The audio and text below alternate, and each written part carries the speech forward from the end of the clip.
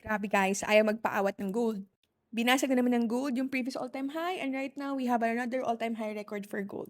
So if you will remember yung market outlook natin from yesterday about non-farm payroll result last Friday, we were able to get a data about job report na possibly bearish for US dollar or not favorable for US dollar. That is why nagprint na naman sa chart ng gold ng mga bullish candlesticks.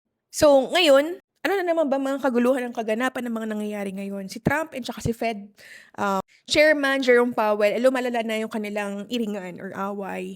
Kasi sabi ni Powell, tinethreaten daw siya ng Trump administration with criminal indictment. So kumbaga si Trump, nadaan niya na yung pangbubuli niya through legal action. Kasi pinipressure ni Trump na magbaba ng interest rate. However, let's always remember that the central bank should be independent. Kasi kapag ang mga politician kaya nilang i-threaten ng Bangko Sentral through legal action, that means kaya nilang kontrolin ng interest rate. So, yung mga money policy ang nangyari is nagiging political na siya. Which is, syempre, yung mga tao, nawawala yung tiwala nila dun sa sistema. So, kung nagiging political na ang Bangko Sentral at hindi na siya independent, that means yung mga investors, they don't have trust anymore. They move out the money sa medyo mas mga safe na assets such as gold. So, isa sa mga resulta kapag nawawalan ng tiwala yung mga investors is bumabagsak talaga yung mga indices or mga stocks. So, yung S&P 500, based on news, bumagsak daw siya ng 0.5%. So, another reason for the investors to move to gold. By the way, baka kayo tataka kayo saan ako naghahanap ng mga news, saan ako ng mga nagbabasa. Actually, may kita niyo yan dito, di ba? Sa trading view, ito tinitingnan ko DXY, which is sa US dollar. And meron dito sa gilid niyan, makikita niyo dito, merong mga news dyan. So, ito yung binabasa ko kanina, which is 24 minutes ago. Ayan. Ayan. Powell calls threat of indictment, a pretext of pressure rates, and then dollar falls, broadly, S&P 500 futures down, ayan. So, makakapagbasa kayo dito sa TradingView guys, ang mga news. Para at least alam nyo kung saan kayo maghahanap ng mga news. At least ito updated. Tsaka nakasummarize na. And another news na nabasa ko is about sa continuous Iran unrest matters. Unrest meaning yung mga tao sa Iran hindi sila komportable or yung mga tao galit sila, they're scared, they're frustrated, nagpo-protesta sila, nagra-riot sila, and there's a chance na yung gobyerno is having a hard time controlling the situation. So kung ganun yung nangyari ngayon sa Iran. So kasi merong mga internal problem ngayon sa Iran na nagkukos na mag-grow yung protest. So kapag may mga ganyan protesta, nagkukos niyan syempre inflation, humihina ekonomiya, kasi hindi satisfied yung mga tao with the leadership sa Iran. And syempre, meron yung mga external tension din na nangyayari, which is yung Iran kasi involved siya indirectly or directly sa mga conflicts across Middle East. So yung mga escalation na ganun can actually affect yung oil supply and syempre yung global security. And ang Middle East is very critical kasi dyan dumadaan yung mga supply ng langis, oil.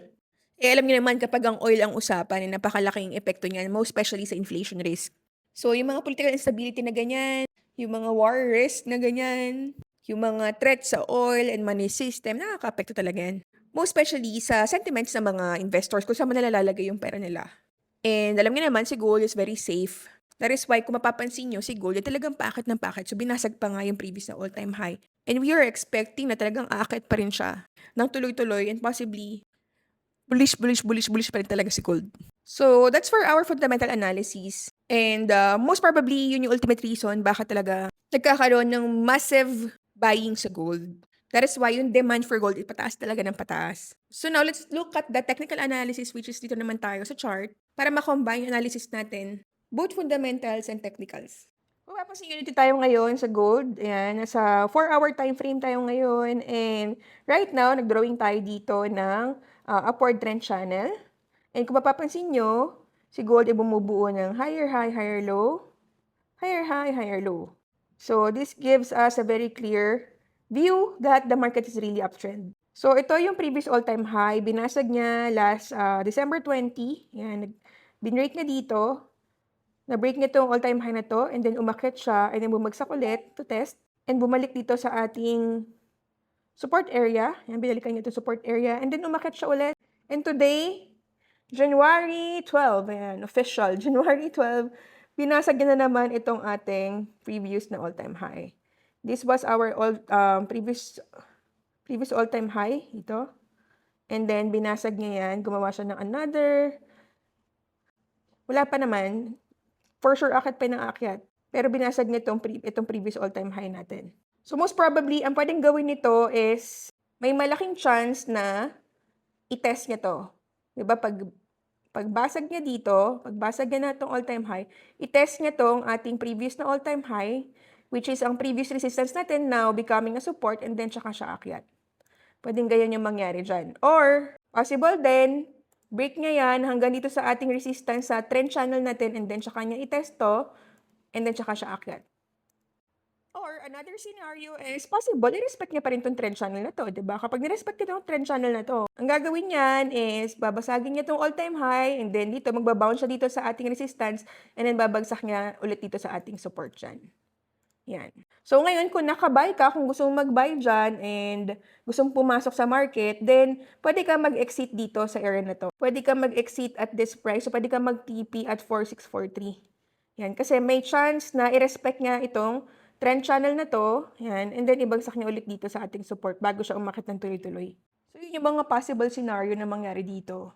Or, pwede tayo mag-plot dito ng Fibonacci expansion. Turo ko sa inyo kung paano natin magagamit yung Fibonacci expansion para malaman natin kung saan siya possibly na mas ma-exhaust yung ating supply, and finally, siya bababa si gold. Para dun sa mga nag-aantay, gusto mag-entry after the dip, alam nyo kung kailan siya magdi-dip. Or dun sa mga magbabuy right now, at gustong i-utilize itong bullish momentum ng gold, alam nyo at least kung saan kayo mag-exit. So, gagamit tayo ng Fib expansion. So, hanapin nyo lang yan sa mga tools nyo ito. Trend-based Fib extension. And then, hanapin nyo lang yung pinaka-swing low nyo, which is this one, swing low. And then, we have a swing high here. And then, pullback dito. And then, ang hahanapin nyo dyan is itong golden extension, which is itong 1.618. So, maglagay tayo dito ng line. So, ngayon, possibly sa 4779, yung next na possible na all-time high ni gold, 4779. So, yung mga smart money, ang tinitignan nilang next na all-time high is 4779. Dahil, yun, nandiyan na ang ating golden extension. Yan, primary golden extension. So, kung gusto mo mag-entry dyan, pwede naman. Tapos, dito ang TP mo. Sa swing trade to, guys, ha. Hindi ko sinasabi sa mga nag-i-intraday or scalping dyan. Swing trade to, medyo matagal to bago to ma-TP hit. So, ito yung pwede natin maging entry dyan. Ayan. For swing trading. Again, for swing trading to, medyo matagal to. Kasi naka-fib extension tayo dito sa 1 hour time frame pala to.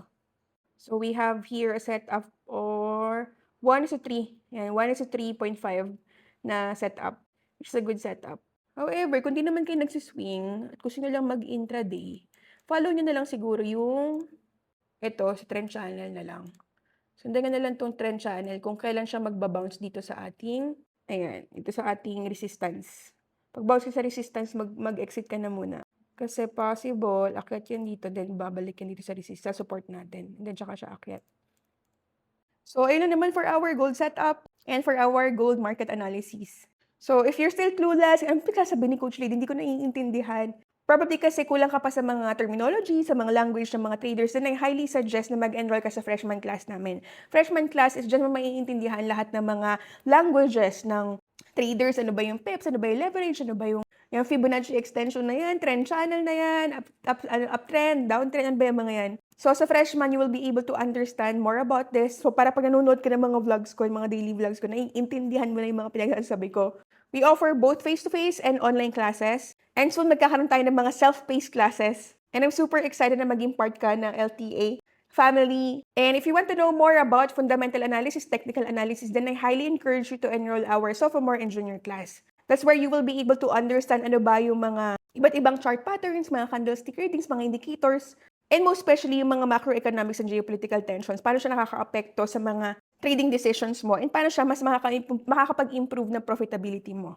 And if you want to have a deeper learnings naman about sa mga institutions, yung mga smart money, then sa senior class naman namin, tinuturo namin yung smart money concept, ICT, MACE, and Wyckoff. So doon naman mas maiintindihan mo, paano ba nag-trade yung mga institutions na yan, yung mga big banks na yan? Kasi as you all know, 90% sa market natin ay mga bangko yan, or mga big whales. So kung alam mo silang sabayan, then most definitely, kaya mo ma-leverage at makakumita ng malaking pera. Kasi kung hindi mo sila alam kung paano sabayan, then most definitely, magiging feeder ka lang ng market or masusunugan ka lang. Just visit our website www.legendarytradingacademy.